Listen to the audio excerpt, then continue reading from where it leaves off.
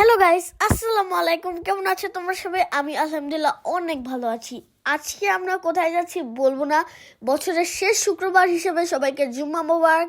আর শেষ শুক্রবার, তাই আমরা পুরো ফ্যামিলি মিলে আমরা একটা লং ট্যুরে যাচ্ছি। জায়গাটা তোমাদের বলবো না, তোমাদের গেস করতে হবে।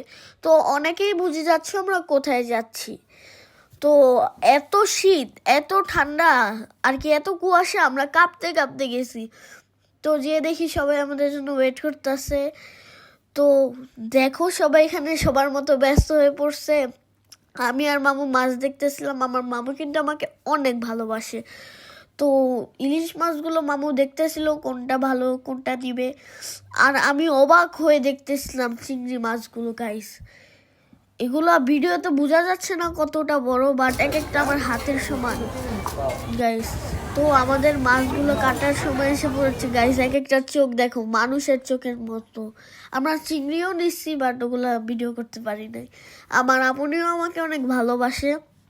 আর মাসে তো ভয় দিতেছে।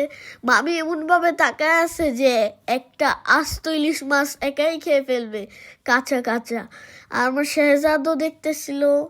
আমার এই যে গাড়ির আঙ্কেলটা মমকে ডাকতেছিল, ম্যাম আসেন আসেন, কোথায় যাবেন? আমার মম তো পাত্তাই দিল না এই গাড়িটাকে। মম বললো না, আমি কোথাও যাব না। গাইস, আমার মম এত পরীর মতো যে মানুষরা দেখলেই ডাকতে থাকে, ম্যাম কোথায় যাবেন কোথায় যাবেন। আমার মম কিন্তু এখানে ভর্তা নিয়ে ব্যস্ত ছিল। তো আমি এখানে দোলনা নিয়ে ব্যস্ত আর কি। আমি একটু দোল খাচ্ছিলাম গাইস। আর খুব মজা লাগতেছিল আর কি।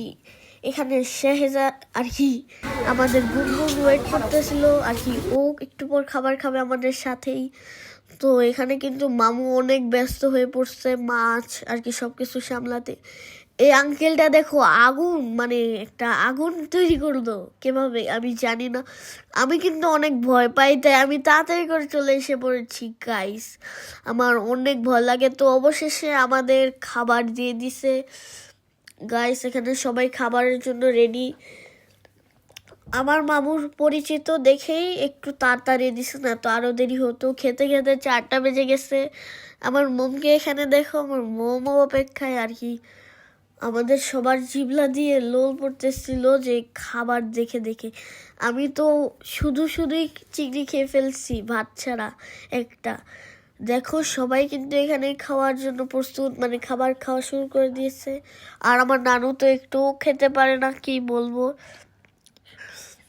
আর পুরো তো আমার নানু শুকাই গেছে, কি বলবো।